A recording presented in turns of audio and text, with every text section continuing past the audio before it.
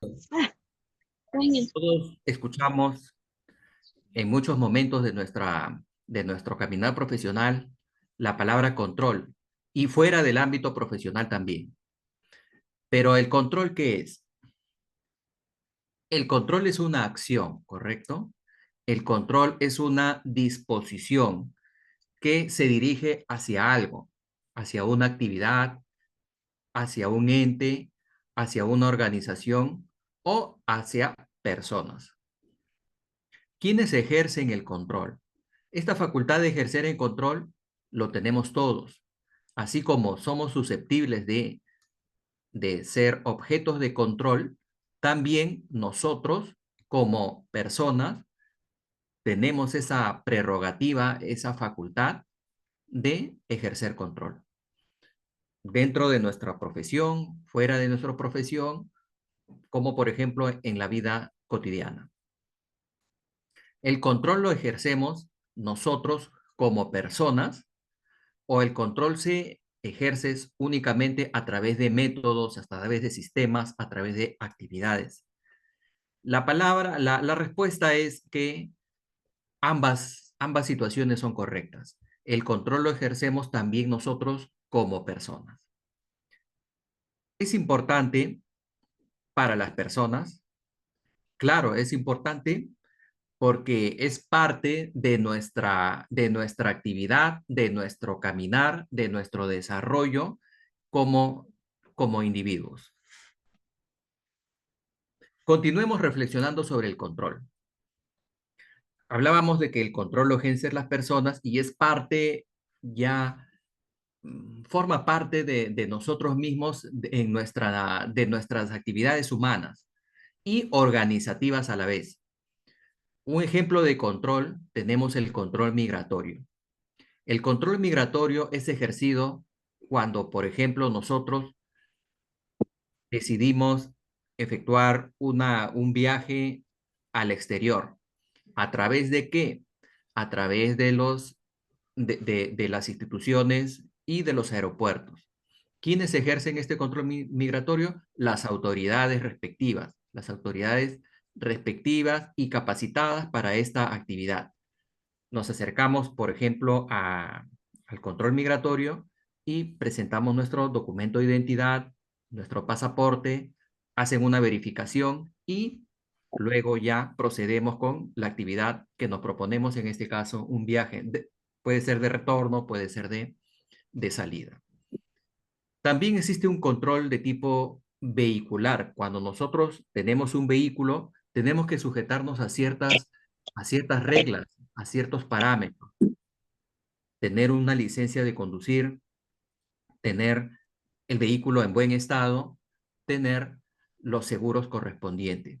Y la autoridad vehicular, sea policial o la autoridad de transporte, son aquellas personas también autorizadas por la ley que ejercen ese control en bien de la sociedad. Seguimos sobre la reflexión del control. Actas de comité del control interno. El control interno, como vamos a ver en unos instantes, es un proceso para lo cual se va a requerir que cada etapa en la cual se deba de implementar este proceso a través de actividades y a través de sus diferentes unidades, debe de ser formalizada aquellas decisiones por actas del comité de control interno. El comité, ¿sí? El comité de control interno es un grupo de personas que van a encargarse de implementar el sistema de control interno en las organizaciones. Continuamos con esta reflexión acerca del control interno. Folios en un proceso de adquisición, un proceso de contratación, un proceso de compra. Se ordena, por ejemplo, si es una empresa que decide participar en un procedimiento de selección de una institución pública, se somete a los requisitos y entre los cuales está tener un file para el proceso de selección. Este file tiene que tener los documentos requeridos Y una de las formalidades es que este expediente esté debidamente foliado. Ahí estamos reflexionando, estamos denotando que se tiene que haber inserto este control. Ingreso a la universidad. Cuando nosotros ingresamos, postulamos o en algunos casos, algunos familiares o hijos, se tiene que llenar ciertos formatos vía online o formatos físicos para postular a la universidad. Controles médicos. Médicos desde el punto de vista de las instituciones médicas, las historias, las famosas historias clínicas que ahora son online. Y también nosotros lo que hacemos es el procedimiento de la cita a través de internet, a través de la llamada telefónica, y este proceso va viajando para lograr, obviamente, la cita. En el ámbito familiar, podemos hablar de control. En la familia, toda familia tiene que tener reglas, reglas básicas, cotidianas, y reglas también para el tema de imprevistos. Entre las reglas básicas cotidianas podemos mencionar que la familia tiene una hora de levantarse, tiene una hora, horarios para reunirse, horarios para el esparcimiento. También hay otras reglas. Cuando las personas salen a trabajar, salen a estudiar, tienen que comunicar previamente cuál es la hora en que Colega, llegan a la... ¿Sí? colega, Sí, ¿me permitas hacer una consulta? por supuesto. ¿En qué parte de la directiva 06 está en las actas del Comité de Control Interno? Eh, el control interno en el tema de la implementación, que no es digamos, el tema de hoy día de la conferencia, pero lo que se tiene son cuestionarios de control interno. Cuestionarios, 63 preguntas en las cuales a través de un módulo informático, las entidades, digamos el comité, la gerencia, ¿El la alta, comité o la gerencia? Precíseme, por favor. es la máxima autoridad administrativa la que delega a las personas, a los especialistas de las unidades orgánicas, el llenado de estos formularios, de estas preguntas, y centraliza para responder a través al órgano de control institucional para que ¿El pueda órgano de hacer control evaluación. en qué momento Lo que pasa es que hay dos momentos de evaluación, un momento de llenado de este formato en el sistema y luego posteriormente el órgano de control hace una verificación posterior. perdóneme, esta clase es sobre implementación del sistema de control interno, ¿verdad, profesor? No, colega, la conferencia hoy día es sobre el sistema de control interno y específicamente nos centraremos en un componente de este sistema de control interno que es la evaluación de riesgo. Ahora, la implementación del control interno es una etapa posterior y esta implementación puede darse en el ámbito del sistema de control interno de una entidad privada o sistema de control interno en una entidad pública. Está bien, pero en este caso, si bien ahora hablamos de control interno, este, esta evaluación de riesgos que usted menciona, eh, y cuando menciona del anexo 1, el anexo de las 63 preguntas, 62 preguntas, está en el anexo 1 de la directiva 006-2019 CG. Entonces, Así es, porque estas actas de comité, ¿dónde están señaladas? lo que pasa es que esta conferencia no trata de implementación de control interno. Cuando se implementa el control interno bajo la directiva 06, obviamente se va a implementar los 5 componentes de control interno agrupados en eje. Es por eso que usted va a escuchar implementación también de la evaluación de riesgos, pero la evaluación de riesgo viene de un sistema de control interno. Y este sistema de control interno es del que vamos a hablar hoy día, del cual vamos a mencionar la evaluación de riesgos, pero vamos a describir, vamos a analizar y reflexionar sobre lo que es el sistema de control interno y un componente que es la evaluación de control interno. Pero no es el tema del día de hoy, la implementación de control interno, incluso que da para un curso. ¿Correcto, colega? Entonces, sí, quedó un poquito más aclarado.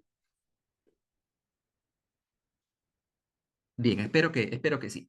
Eh, Estábamos en la reflexión respecto a los controles que se implementan también dentro de la familia. Existen reglas y para verificar que, por ejemplo, los estudiantes de la familia lleguen a una determinada hora. Si existe algún imprevisto, ellos deben comunicar a los padres de familia que si el horario de regreso a casa es 10:30 de la noche, por algún motivo, retraso o imprevisto, puede que se demore. Entonces se establecen controles y también controles preventivos o para imprevistos, caso de un sismo. Se tiene, por ejemplo, mochilas de emergencia, son controles, son reglas que se toman para casos en que se deba de atender alguna emergencia. El control, como acabamos nosotros de, de un poco de adelantar, el control está en todas las actividades y las acciones que realizamos. Existe siempre alguien que ejerce un control sobre nosotros, sobre cada uno de nosotros. Y también existe alguien a quien podemos nosotros ejercer este control. Ya vimos como ejemplos el control vehicular, el control del embarazo y también el control en la parte de las finanzas.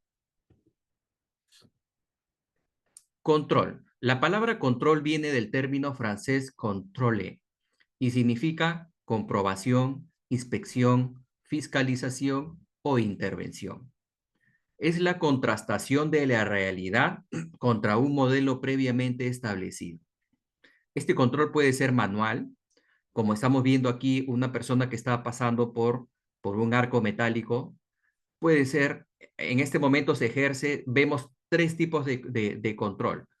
El funcionario, el servidor que está verificando físicamente, está ejerciendo un control manual porque le indica que ya el arco está preparado para que esta persona pueda pasar.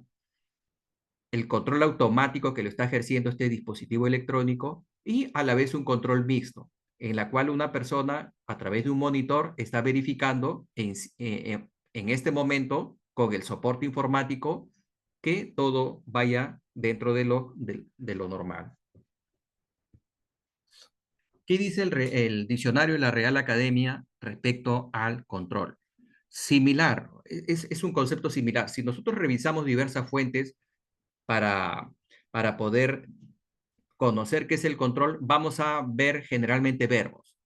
Y la RAE también se apega a esta forma de definir el control. Nos dice que es comprobación, contrastación, fiscalización, verificación o inspección. Vamos a ver que el control es comparación o contrastación de hechos o situaciones contra una referencia preexistente, previamente establecida, que puede ser, ¿qué cosa? Un parámetro, una norma, principio, plan, para establecer su conformidad o su divergencia. Pasemos ahora, ya que hemos introducido la idea de control, a hablar sobre sistema de control.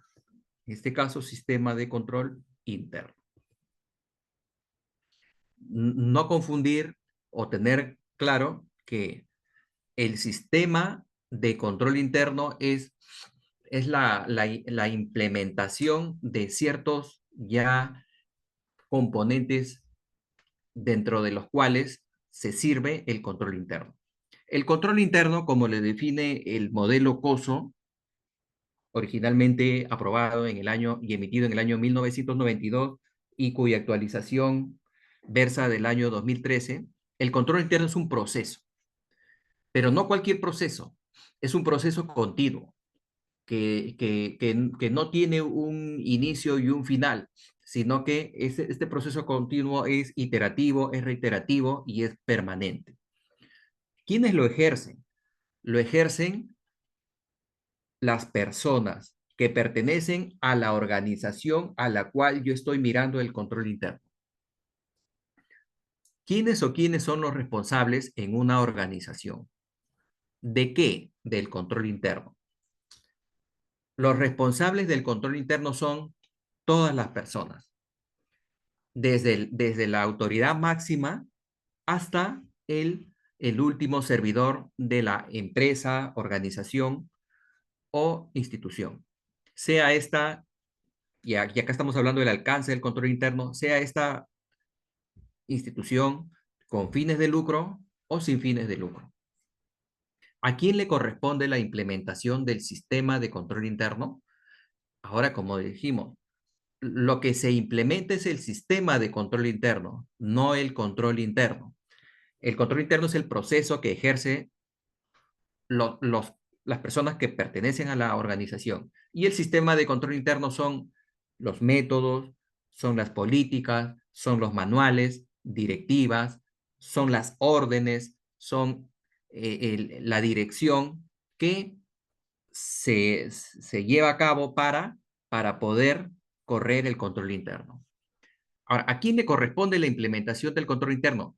Si todos somos responsables en una organización de control interno, aunque sea la persona más antigua de la organización o la persona más reciente en la organización, entonces ¿a quién le corresponde implementarlo?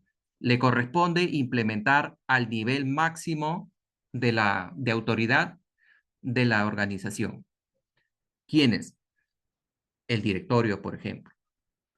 ¿Quiénes? La alta gerencia, el gerente general.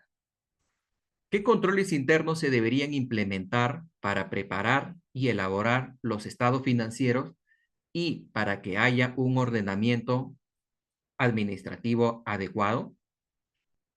Acá ya estamos mencionando, aclarando o haciendo alusión a que existen dos tipos de control interno en relación a la finalidad de la organización.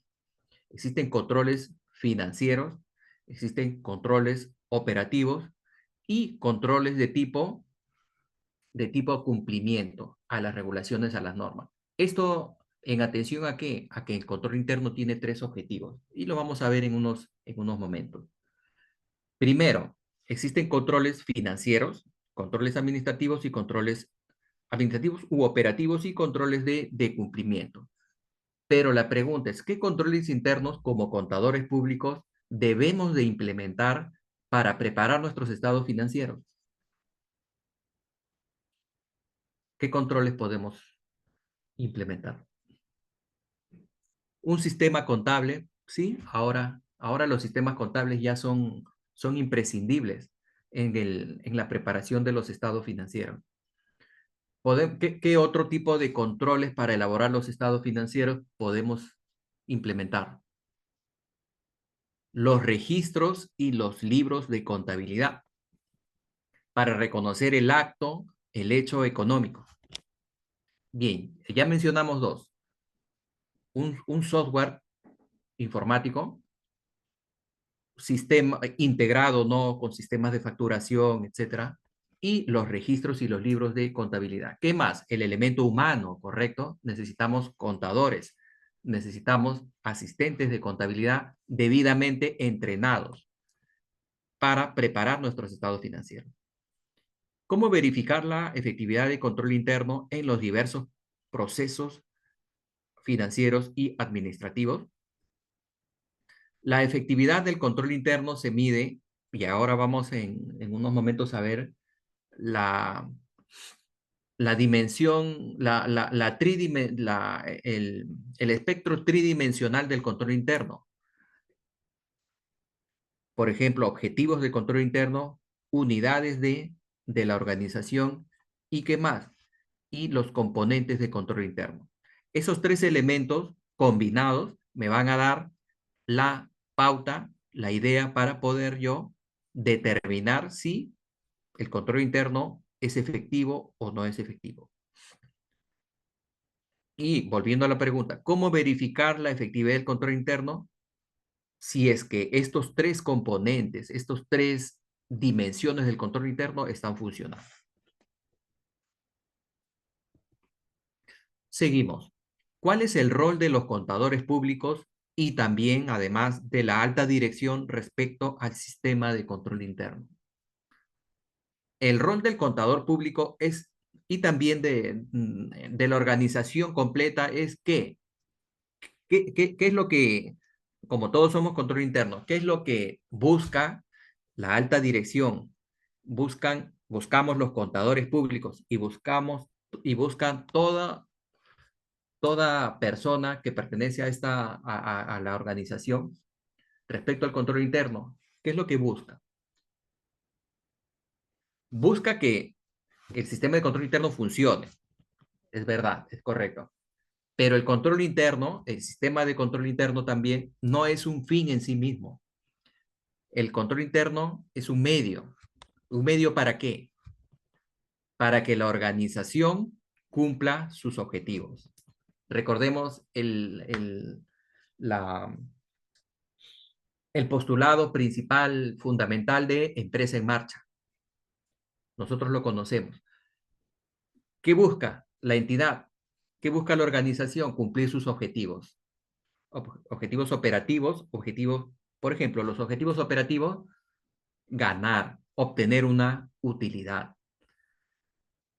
Otro objetivo operativo es cuotas de mercado. Otro objetivo, la calidad de la prestación de los bienes y los servicios. Objetivos de clase, el objetivo de clase financiero, estados financieros adecuadamente y razonablemente presentados. Objetivos de tipo de regulación. Podríamos tener cumplir las normas respecto al sector al que pertenece la empresa. Por decir, digamos, una empresa, una cadena de grifos, tiene que estar en constante cuidado de cumplir las normas del Ministerio de Energía y Minas, de OCINERMIN. Entonces, y el rol como contador público nuestro es, ¿cuál? Presentar adecuadamente los estados financieros de acuerdo a los principios de contabilidad generalmente aceptados, que son las NIC y las NIF. Pero allí queda, como contadores públicos, solamente presentamos, únicamente, adecuadamente presentados. No, sino que además debemos nosotros de exponer nuestros estados financieros. ¿Por qué? Porque ¿quién es más nosotros para poder analizar, interpretar estos estados financieros que preparamos? Tenemos que prepararnos y dominar el arte de la comunicación de estos estados financieros para comunicar de manera efectiva cuál es la marcha de mis estados financieros preparados. ¿Por qué? Porque una mala interpretación, una mala comunicación a la alta organización puede hacer incluso que la empresa tome malas decisiones y no cumple sus objetivos. En ese sentido, el contador público tiene que ilustrar a la alta dirección, tiene que participar de la toma de decisiones, primero en su comunicación. ¿Está en riesgo, en peligro la empresa en marcha? ¿La empresa razonablemente puede continuar tal como están presentados los estados financieros? ¿Es viable la empresa? ¿Puede asumir sus deudas a largo plazo? ¿Por qué se dice que el control interno es una herramienta de gestión gerencial que contribuye a los objetivos y metas de la entidad? Por lo que estamos hablando. Porque los estados financieros son el elemento central de gestión para tomar las decisiones acerca de si la empresa puede continuar razonablemente como su existencia, si la empresa puede asumir sus, sus deudas y sus obligaciones, tanto con proveedores, con terceros, como con el Estado. Si la empresa también puede eh, obtener flujos que le permitan marchar en el tiempo. En ese sentido, es una herramienta altamente fundamental. El control interno, por tanto, debe ser una actividad gerencial que garantice el desempeño óptimo de las organizaciones públicas y también privadas. La interrelación del control interno con los objetivos institucionales. Toda entidad, toda organización se basa sus actividades, sus acciones en, en un proceso administrativo, organizaciones públicas y privadas. A esto le llamamos los elementos de la administración. Podemos nosotros resumirlo con el acrónimo de poder. Recordando qué nos hace recordar estas primeras letras. ¿Se acuerdan? Veamos.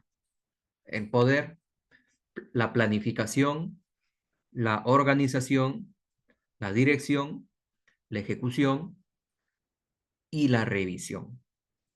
A todo esto nosotros le podemos agregar la, la R de retroalimentación. Y asimismo podemos igualmente, como un proceso continuo e iterativo, la autoevaluación. Entonces, ¿qué podemos nosotros extraer como enseñanza de estos elementos de la administración? Es que quien tiene el poder dentro de la organización, el poder de llevar a cabo y poder tener éxito en la organización, es nosotros los que integramos la organización.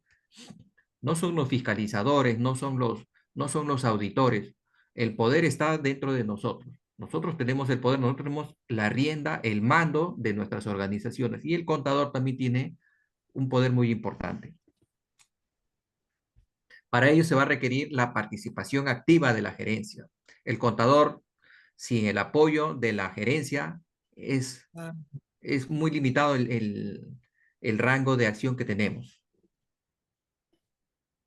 También tienen que estar involucrados el personal que está a cargo del área de contabilidad, los analistas contables, los auxiliares, los asistentes, los contadores públicos.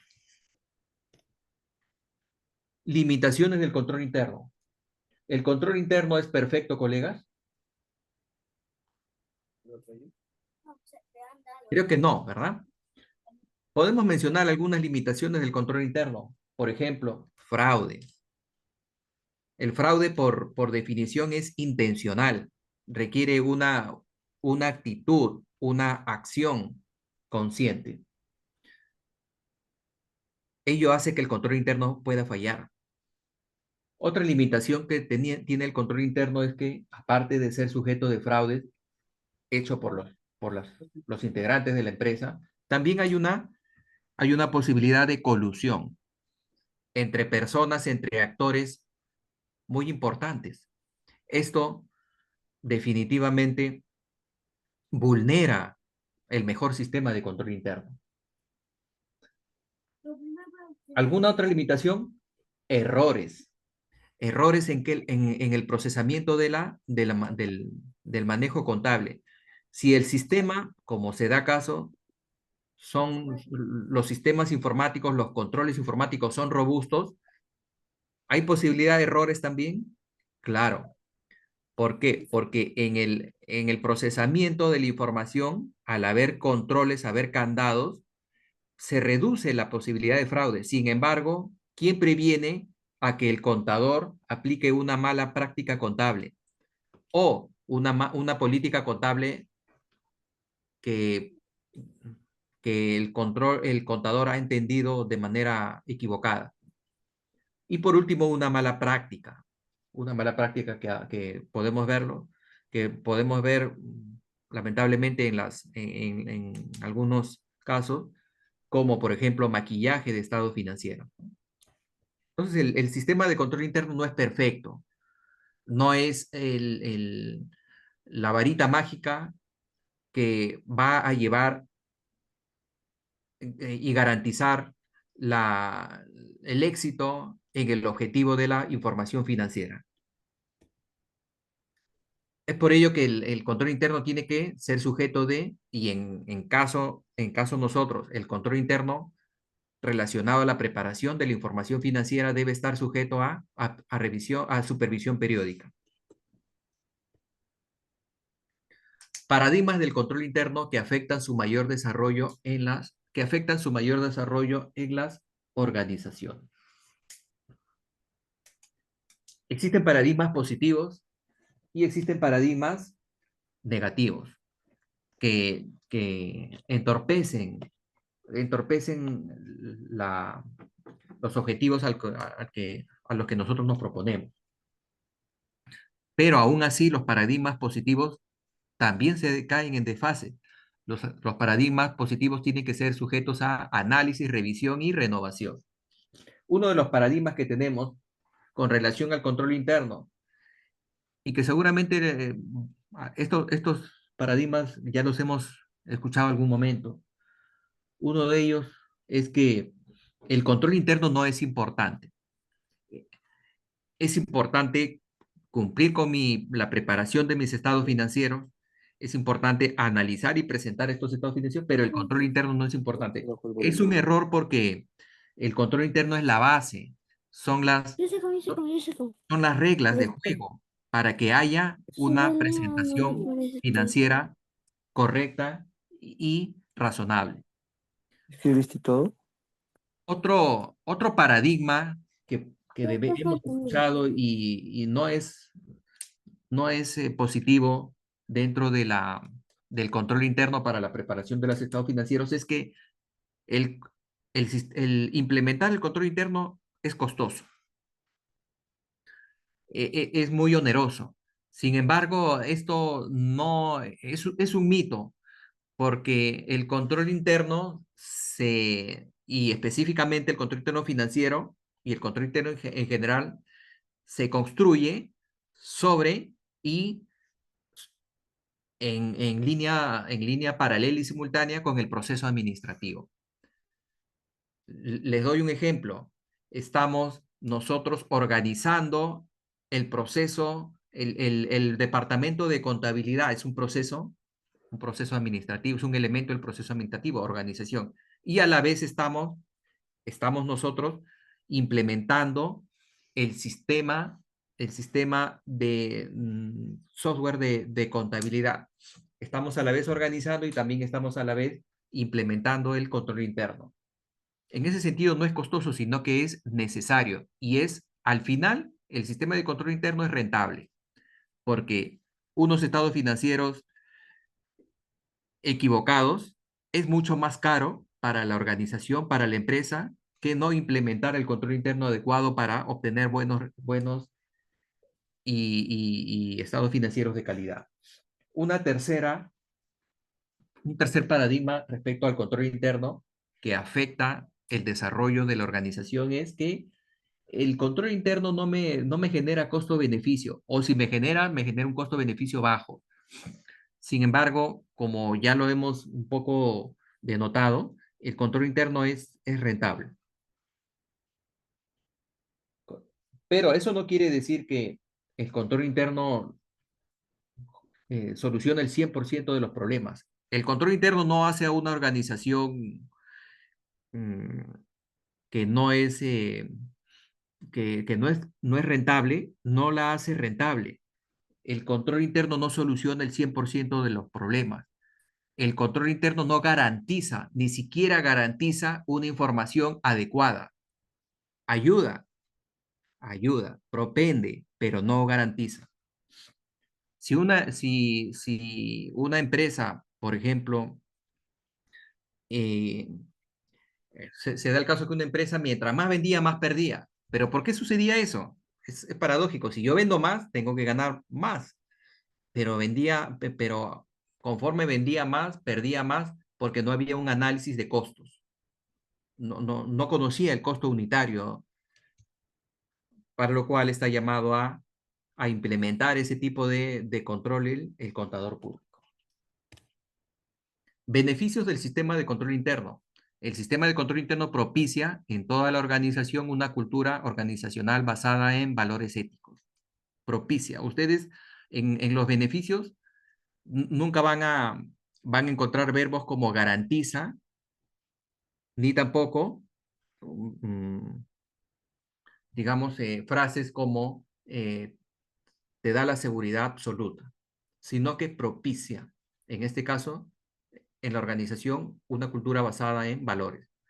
Contribuye, acá vemos, propicia, contribuye, impulsa, contribuye. ¿Contribuye a qué? A efectuar los correctivos oportunos en los procesos macros o microprocesos. Impulsa fidelidad de la información. La información, como conocemos, colega, puede ser información financiera e información no financiera. La información financiera, contable, los estados financieros. No contable, perdón, flujo de caja.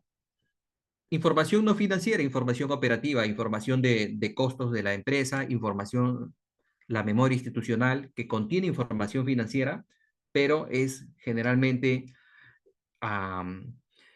impulsada y aprobada elaborada por la alta dirección y con la participación de las áreas de la empresa. La información también puede ser financiera, interna y externa. Otro beneficio del sistema de control interno impulsa la fidelidad de la información y lo que a nosotros nos interesa es la información contable. ¿Qué otro beneficio? Ayuda a lograr la efectividad de las operaciones y actividades de la empresa. Colega, ¿podrías explicar un poco cuál es el control interno y externo? En qué se diferencia? Por favor. Muchas gracias, colega. El control interno, por definición, es ejercido por todos los miembros de la organización, desde el más humilde hasta el más empoderado, es decir, la alta dirección. Todos tenemos un rol. Cuando como trabajadores efectuamos nuestra marcación manual, mixta o electrónica, cuando vamos a trabajar, ya estamos ya participando del control interno. Entonces, el control interno es efectuado como interno, es efectuado por los miembros de la organización que pertenecen a la organización. Por ejemplo, ¿Y cuál es el control externo? sí, el control externo es aquellos que ejercen con posterioridad, por lo general, las personas que no pertenecen a la organización, que no tienen un vínculo contractual contra la organización, con Eh, la organización. ¿Quiénes colega, son? colega, pero el externo no hace control interno. El Por su, externo hace evaluación del control interno. sí, ¿me podría dejar de terminar la idea? El control externo lo hacen personas que no pertenecen a la entidad, basados en el COSO. ¿Quiénes ejercen ese control interno? Lo ejercen los auditores externos, por ejemplo. Y no solo los auditores externos, los hacen organismos reguladores. Por ejemplo, la SUNAT. No son auditores propiamente dicho como que elaboran los informes de auditoría financiera, SUNAT. Por ejemplo, los especialistas en el tema energético, los especialistas de acuerdo al sector, ejercen un control. No hay que tener en cuenta que el control, como lo dijimos al comienzo, no es solamente un control financiero, control de los estados financieros, sino es un control amplio. El control es amplio. Ahora, los detalles de ese tipo de control más conocidos para nosotros son por ejemplo, vamos a hablar del caso de los auditores externos. El auditor externo, las sociedades de auditoría, ¿qué, qué ejercen? No es un control exclusivo, es decir, no solamente ellos están, en teoría, pueden ejercer control simultáneo, también pueden ejercer control previo incluso. Por lo general efectúan servicios de auditoría externa, auditoría de estados financieros. Este es un examen profesional, como No, nosotros lo control interno. conocemos, que efectúa la revisión de los estados financieros para asegurar que estos Bájale un estén ratito que voy a... elaborados de manera a los principios de contabilidad generalmente aceptados, ¿no? Ese es un control externo. ¿Me avisas en qué momento puedo? Claro, lo que diferencia al El control interno y el externo, ¿en qué se diferencia a las este? personas que lo ejercen, colega, simplemente, a las personas que lo ejercen, ¿pertenece o no pertenece a la organización? Ahora, el No, tipo, el momento, la clase es muy diversa. Gracias. permíteme comentarte que en todo caso, con el respeto que te tengo, los auditores externos, la SOA y las otras instituciones, cuando vienen a evaluar a una entidad, no vienen a implementar, no vienen a hacer control interno, vienen a evaluar el sistema de control interno que tienen las instituciones. Esa es la diferencia. Muchas gracias. Claro, pero la pregunta no era esa, era quién es externo y quién es interno. Muchas gracias, Pero doctor. te preguntaba cuál era la diferencia tú decías que es control interno y los que quienes Así hacen es, control interno y claro. quienes hacen Lo que control. pertenece, colega, revise el marco integrado y el del control interno, COSO 2, versión 2013. Es un marco conceptual que Gracias, usted gracias. me ha indicado que la pregunta es esa. ¿Cuál es la diferencia interno-externo? Creo que la palabra misma lo responde, pero no le he respondido de acuerdo a mi criterio, sino al marco conceptual de COSO. El interno, control interno es aquel que ejerce los que pertenecen a la entidad y control externo los que no pertenecen a la entidad. Bueno, seguimos. Beneficios del sistema de control interno: propende o ayuda al cumplimiento de la normativa. Normativa que va a ser específica. Hay una normativa que como organización completa tiene que cumplir, normativa del Estado normalmente, pero también hay normativas profesionales y técnicas que debe de cumplir, por ejemplo, normativa ambiental. Otro beneficio es salvaguarda de los activos, con acciones y actividades de control previo, simultáneo y posterior. Contribuye a diseñar una estructura organizativa de acuerdo con la misión y los objetivos de la entidad. También estimula la responsabilidad en el cumplimiento de los objetivos y contribuye a la formalización o actualización de los reglamentos y los manuales. ¿Cuál es la normativa de control interno que actualmente y a través del tiempo ha regido lo que es en el ámbito, principalmente en el ámbito público? Porque en el ámbito privado nosotros conocemos que existe el marco COSO, que dicho sea de paso, el marco COSO es, es un modelo que viene de los Estados Unidos y es muy popular en Latinoamérica, pero no es el único. Existe el marco de control interno canadiense, el marco de control interno europeo y el marco de control interno en el Asia, pero a nivel de Latinoamérica el más conocido es el COSO, el que está actualizado al año 2013. Y también tenemos el, el, el ERM, que no es lo mismo que el control interno. Ahora, nosotros ya manejamos esto, control interno, el marco COSO, pero en el ámbito de las entidades, de las organizaciones públicas, tenemos esta relación de normativa.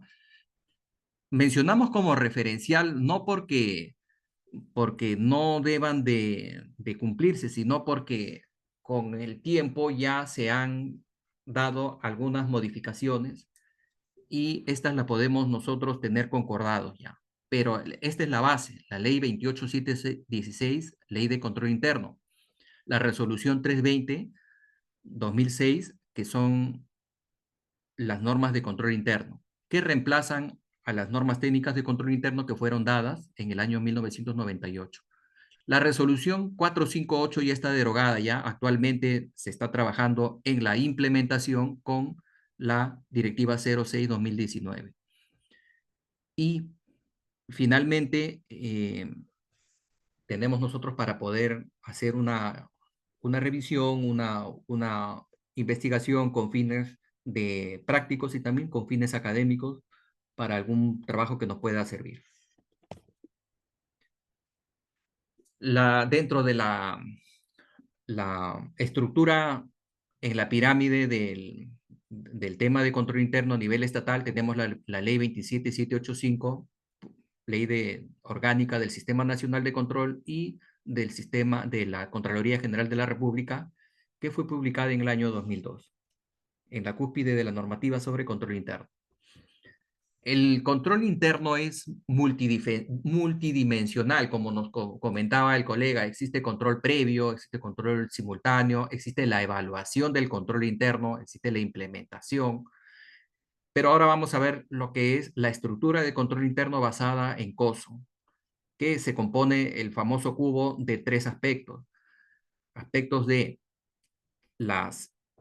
los componentes de control interno: ambiente de control, evaluación del riesgo, actividades de control, información, comunicación, actividades de supervisión, las cuales están en otro nivel, en otra dimensión, cruzadas con los objetivos del control interno, operacionales, informes y de cumplimiento. Estos, a su vez, juntamente con los componentes, se pueden apreciar en la dimensión de la empresa misma, a través de la entidad, división, unidad operativa y funciones. Mencionábamos que el objetivo de control interno son de 3 clases: información, operación y cumplimiento. Al contador, ¿qué es lo que le atañe directamente? El objetivo de informe. ¿De qué clase? Información financiera. Para el objetivo de control interno de la información financiera, para nosotros los contadores públicos, ¿qué nos interesa de los componentes? Nos interesa definitivamente los 5, porque no se puede tomar solamente para un nivel de objetivo un solo componente. Pero sí, nosotros nos ubicamos en la división de contabilidad, porque este cubo abarca toda la empresa. En ese sentido, información financiera, unidad de contabilidad, toma los 5 componentes. Y como adelantábamos, ¿cómo determina la efectividad del control interno? Para el caso de los contadores públicos, mi efectividad como yo actor de control interno está dada por la información. Si yo cumplo con la información financiera, además de tengo implementado los 5 ambientes de control interno, el área de contabilidad. Para la organización, ¿cómo se determina la efectividad de control interno? A través de los 3 tipos de objetivos, a través de los 5 componentes y a través de toda la organización. Las normas de control interno suman 34 y se encuentran agrupadas en 5 componentes. Ya los hemos indicado. Estos componentes se subdividen en principios, que totalizan unos 34. Y son el ambiente de control, la evaluación de riesgos, actividades de control gerencial, información y comunicación y supervisión. El ambiente de control, como hablábamos, está compuesto por principios cada uno de estos componentes. Tenemos estos 5 principios. No vamos a mencionarlos todos. Por ejemplo, el ambiente de control son 8, actividad de control gerencial son 10, pero por tema de abreviación de tiempo, vamos a mencionar solo algunos cuantos. La entidad debe demostrar compromiso con la integridad y los valores. A nivel del departamento de contabilidad, definitivamente nosotros tenemos que cautelar ello. Pero vamos a centrarnos ahora, vamos a pasar brevemente. Por ejemplo, tenemos que tener el compromiso de atraer, desarrollar y retener a profesionales competentes en alineación con los objetivos financieros que tenemos nosotros como contadores. Debemos de definir, si acá hablamos de entidad, pero nosotros tenemos que transponerlo a nuestro ámbito de acción en el sistema de control interno, que es la parte de elaboración de estados financieros por parte del área de contabilidad. Evaluar los riesgos. La entidad, en este caso nosotros como contadores, debemos de definir los objetivos con claridad suficiente para permitir identificar cuáles son los riesgos relacionados. Debemos de considerar nosotros la probabilidad de fraude al evaluar los riesgos para la consecución de los objetivos de preparación de información financiera confiable. Probabilidad de fraude. Según PricewaterhouseCoopers, A nivel mundial, alrededor de 10% de las empresas hacen fraudes contables. Otros estudios muestran que entre un 25 y 30% de las empresas hacen maquillajes que no vulneran la legalidad, pero que no dejan de ser engañosos o engaños. La mayoría de las personas que cometen un fraude no se ven a sí mismas como delincuentes. Esto le dice el colega español Oriol Amat.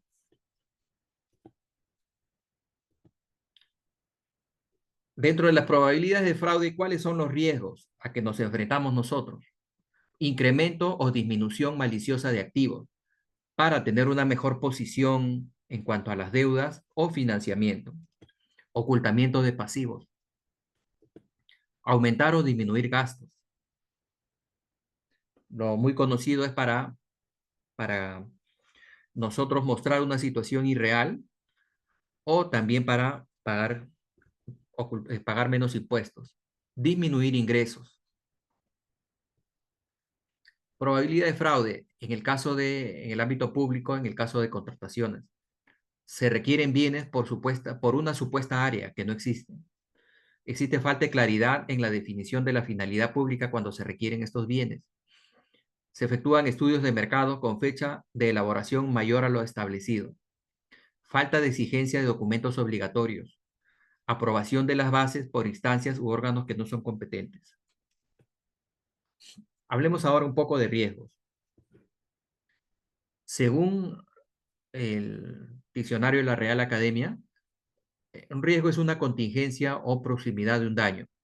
En el marco COSO, el riesgo se define como una posibilidad de que un acontecimiento ocurra y afecte negativamente la consecución de objetivos.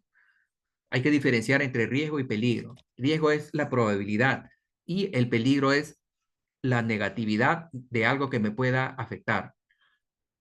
Imaginemos, yo estoy cruzando la pista. El riesgo es de que yo poder ser atropellado, ¿no? Es un riesgo. ¿Y el peligro cuál es? El peligro sería un vehículo yendo a una velocidad excesiva. En el marco del ISO 31000, que es gestión de riesgos, nos aclara que todas las organizaciones grandes o pequeñas de capital privado o del ámbito público, industriales o de servicios, se enfrentan a factores internos y externos que le restan certeza a la posibilidad de alcanzar sus objetivos. Este efecto de falta de certeza es lo que se define como riesgo y es inherente a todas las actividades. ¿Quiénes trabajan con riesgos? ¿Ustedes, colegas, trabajan con riesgos? Algunos podemos decir que no trabajamos con riesgos. No que no gestionamos riesgos, sino que no existen riesgos a nuestro alrededor. Todos trabajamos, absolutamente todos trabajamos con riesgos. Trabajamos en el área de contabilidad o no. ¿Qué suelen decir las personas con relación a la gestión de riesgos? Que no aportan valor, ya hay suficientes controles, acá pensamos con metas, no en riesgos, es común que fallen los sistemas, no hay tiempo para evaluar los riesgos, si ocurre algo lo vamos a arreglar. Gestiona riesgos, pero no te va a ayudar a cumplir.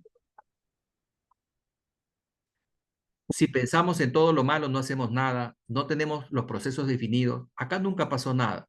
Y lo último, es tarea de los auditores o es tarea del órgano de control institucional. Pero esto, nuevamente, es paradigma. Veamos acá los casos reales que se han sucedido. El Titanic, el barco de los sueños, era insumergible y con el paso de las investigaciones se llegó a cabo, se determinó que los remaches no eran adecuados, aunque fue una suma de factores. El crucero Costa Concordia que naufragó en el año 2012. De paso, el capitán fue procesado penalmente por abandonar a sus tripulantes y a sus pasajeros. Riesgo, Ferry Seoul de Corea del Sur, naufragó en el año 2014. Las Torres Gemelas, acá vemos el peligro y el riesgo. Y en el Perú, y en nuestras oficinas, y en nuestro día a día, en nuestra preparación de estados financieros, ¿qué riesgos hemos identificado?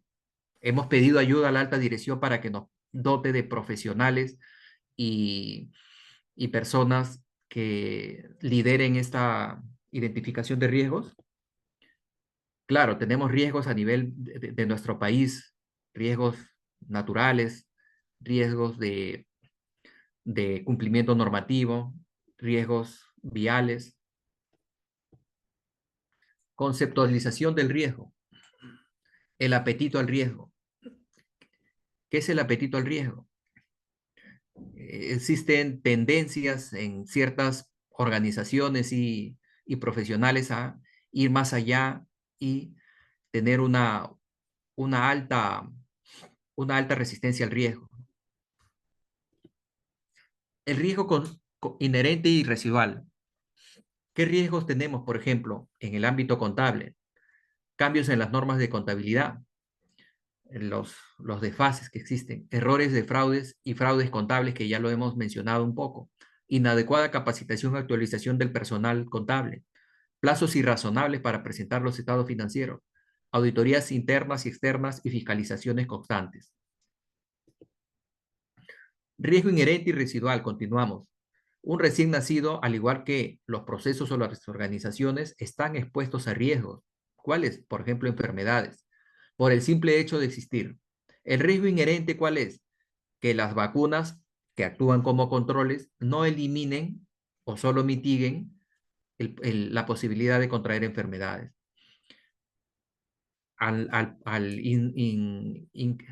Por ejemplo, inocularse la vacuna, se, se disminuye el riesgo, pero no elimina totalmente el riesgo. El riesgo luego de aplicar los controles se llama, por esto, riesgo residual. Acordémonos en el caso de la pandemia, ¿no? La, la inmunización a través de estas vacunas no garantizaba que no nos enfermáramos, sino que ayudaba a que la enfermedad no se desencadene en sus formas más graves. La posibilidad de enfermarnos, inclusive de manera moderada, existía. Entonces esto, lo que quedaba después de habernos aplicado la vacuna era un riesgo residual, pero es un riesgo aceptable de todas maneras. Procesos, riesgos y controles. La gestión integral de riesgos. En primer lugar, se tiene que mapear los procesos, sobre qué estamos trabajando, identificar luego estos riesgos, evaluar y cómo responder a estos riesgos, efectuar un plan de trabajo de los riesgos, actividades preventivas de control, designar a los responsables, el tiempo de respuesta a los riesgos y el costo de, de responder a estos riesgos. Y obviamente hacerles un seguimiento. Aquí tenemos la matriz de probabilidad de riesgo e impacto. Esta matriz es muy conocida, lo tenemos en muchas organizaciones implementadas y también lo podemos conocer a través de lo, de la, del Internet, ¿no? Primero, tenemos que nosotros valorar los riesgos a través de un especialista en nuestra área de contabilidad. Tenemos que asignarle, el riesgo tiene dos componentes, la probabilidad y el impacto. Juntos, probabilidad más impacto nos va a dar el resultado de este riesgo. Tenemos que asignar un valor a cada uno de los componentes. La probabilidad, tenemos que asignarle no solamente un valor, sino una cualidad. Improbable, posible, ocasional, moderado y constante. Este es un modelo, nada más. Esto no está escrito en piedra. Cada uno de nosotros, cuando evaluemos los riesgos en nuestras organizaciones, tenemos que ponerle una ponderación. Obviamente, esta ponderación tiene que ser estándar en toda la organización. Yo puedo poner como una cualidad de la probabilidad, del componente de probabilidad del riesgo, improbable, posible, ocasional, moderado y constante. Pero el área de ventas tiene que utilizar la misma metodología, si no el riesgo no va a ser manejado adecuadamente. Puedo yo usar la palabra remoto, probable, eh, ocasional, constante, alto. En el caso de impacto, ¿cómo me va a afectar? Insignificante, menor, moderado, crítico, catastrófico o inaceptable. Estas calificaciones son ya determinadas por cada organización. el valor también. Ahora, es un consenso, ¿no? Estas calificaciones se llegan en la organización a través de consenso, a través de reuniones, se suscriben actas, se hacen lluvia de ideas, se hacen esquemas, Chicago, etcétera, ¿no? Hay metodologías. El valor también. ¿Sobre qué se basa? Sobre un análisis, sobre la experiencia. El valor igual es determinado en cada caso por cada organización. Yo puedo ponerle 1, 2, 3, 4, 5. 1, 3, 5, 7. Acá yo he utilizado el 2, 4, 6 para el valor de probabilidades y para impacto 1, 2, 3, 4, 6. Eso ya va a depender de cada organización. Sobre esta determinación de los valores de probabilidad de impacto ya, luego se pasa aquí al lado izquierdo a la probabilidad, a una matriz de riesgo. Primero tenemos la matriz de probabilidad de impacto y luego la matriz de riesgo en el cual en la columna tenemos la probabilidad y el impacto o severidad en el lado de la superior de la fila superior. Hemos puesto dentro de probabilidad estas categorías que se han pasado de aquí de la tabla 1 y simplemente se ha puesto en el lado de las filas el impacto, simplemente se ha trasladado a esta matriz. Y aquí los valores son el resultado de la multiplicación de la probabilidad versus el impacto. Si la probabilidad de ocurrencia de un riesgo en el área de contabilidad es determinado que es 6 y el impacto, ¿cómo me afectaría? Es un impacto menor, entonces yo tendría acá 6 por 2, que son los valores asignados, 12.